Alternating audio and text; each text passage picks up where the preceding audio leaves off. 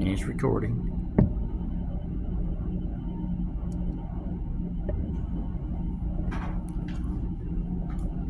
Pablo Picasso was a painter and a sculptor, and he once quoted that art washes away from the soul the dust of everyday life. Now, art does stimulate the mind, it refreshes our spirit when we're viewing it, and it offers a respite from the outside world. You can go to any art gallery today, and as soon as you walk in, all you hear is silence. You can walk around at your leisure without disturbance. You can find a place to sit down and be in thoughtful reflection on the artwork on the wall for as long as you like. Nobody will bother you. And still, all you will hear is a solitude and peace from the noise outside. Today, I will be discussing the different mediums and their impact on the colors and the paint, the finish of those. Now, I will also be going over the pros and cons of a few mediums that I've selected. Hi, my name is Debbie Semblitz, and today, as you can see, I brought me a piece of artwork. The artist is my mother, when she painted this 36 years ago. Pretty much how you see it is without any dust on it, of course. This is how it looked. She was a beginner, and after she was done painting, she entered it into the art guild here in Longview and won first place. So the title of this piece is The Little Boy Eating Porridge. His descent is Guatemalan, his background, and she took it off a postcard that she saw at Walmart. She loved it. And so the postcard did not have a complete porridge, so she added the rest of the porridge and the 2 chickens. So this is her piece. Now, with that being said, about mediums, medium is an additive. It's a substance added to your paint. The medium affects the drying times. It modifies the consistency of the paint. It also affects the working properties and the behavior of your paint. Just like a child has behavior and how it affects their environment is similar to your paint. It acts up if you put too much medium. Medium is an oil. So that helps with oil paintings. If you choose, it's a preference of the artist if you choose to use it. Now, according to Chuck Black, he is an artist and he has his own website. You can look him up. He does a lot of hiking.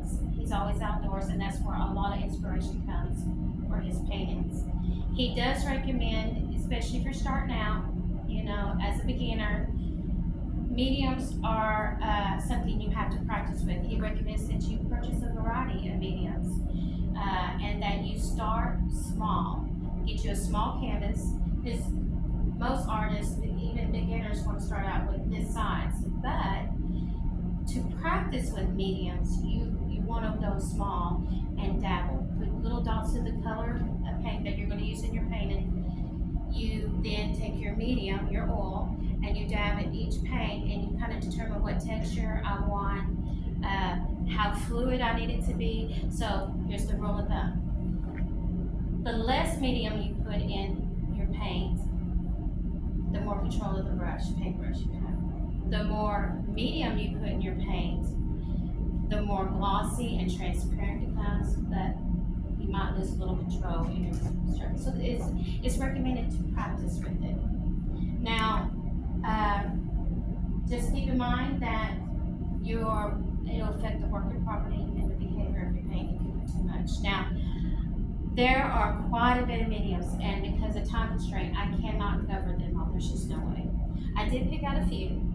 Linseed oil and poppy seed oil are your most common. Now, they both yellow with time. The pro for linseed oil is that it dries quickly. So if you're on a time constraint, because artists paint in layers, so you gotta let one layer dry and then come back. Well, with linseed oil, that's just pro, you can do that. Whereas with poppy seed oil, you cannot. It dries too slowly, so you need to plan ahead. Okay, I'm probably going to determine your hours. Maybe it needs to take a week to dry. So that's the con for going against poppy seed oil. But with linseed oil, the con for that is because it does yellow in going with time, it degrades and deteriorates your paint. So it could fade out. So that's the con. Whereas that con is the pro for poppy seed oil, because if it starts yellowing, then you want to incorporate lighter colors and it will keep its color pretty much vibrant. But they work against each other. Now you can mix 2, maybe 3 mediums, but you have to keep in mind that it's going to affect the working property and behavior. It might not do good. It might become too messy. It may not become vibrant and transparent or glossy like you might want, because it affects texture. Your paint starts acting up. It's like, nope, I don't like you. And so this is his recommendation. Now, there is called alkyd and gilkyd, if I'm saying it correctly. These have polyester and resin in them, so they paint thicker. And so, like I say, you want choppy clouds, or like choppy. If you're doing a dark scene or whatever, these are your friends. You can actually add a medium to it, and you can practice and get that choppiness because they're thicker. There is one called stand oil, and it's a very heavy and thick medium, but you have to use it with linseed oil, and you have to heat up linseed oil for that to work. There's quite a lot. I will name a few: walnut oil, safflower oil. That's linguine and linguine impasto. That also is a thick medium. I didn't really see any pros and cons with them, because if you're wanting a heavy medium, then it's your friend. It just depends on what you're wanting for it. Now, 2 questions as a beginner that you would ask: what medium is right for me? Well, there's not a right or wrong answer. It's your preference. You're the artist. Even if you're new, you still kind of have an idea what you want to put on your canvas. Start small, apply a little bit at a time until you feel like you would have good control of your paintbrush. Depending on the fluidity and depending on the texture and what you have in mind, that is your friend. Now, how much medium should I use? Well, with linseed oil and poppy oil, walnut, safflower, you do need to start small. You do not need to mix 2 or more with that, because the more you mix, it can act up.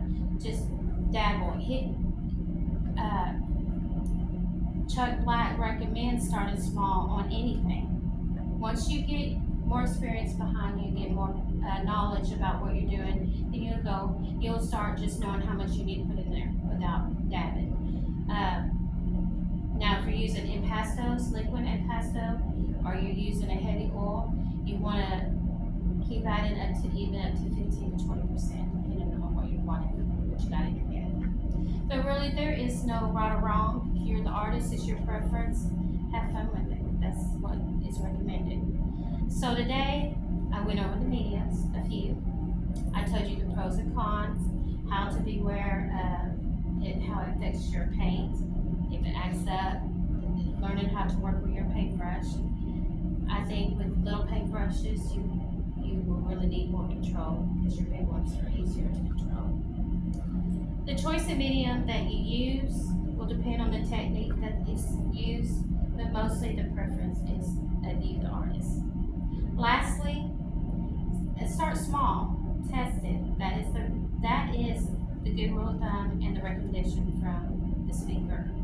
Now, ending with this piece, I will tell you that the artist, my mother, did not use any mediums. Mediums came out in the 1900s, so there probably wasn't a whole lot of medium. And I asked her, I kind of did a little preempt interview. Well, why didn't you use medium? I was too nervous about them. Didn't really know nothing about them, and there was not enough knowledge about them. Say like at Michael's, they were starting to learn it too. So this is a flat matte finish, and obviously there might be a little faded, but for 36 years, where I can still see it did very good and hold up. And the fact that she won a beginner's ribbon, first place, that is commendable. But there is no mediums in this, and it was put on a canvas with no prepping. So that, hopefully you learned a little bit about mediums today, if you decide to go into it. And thank you for listening.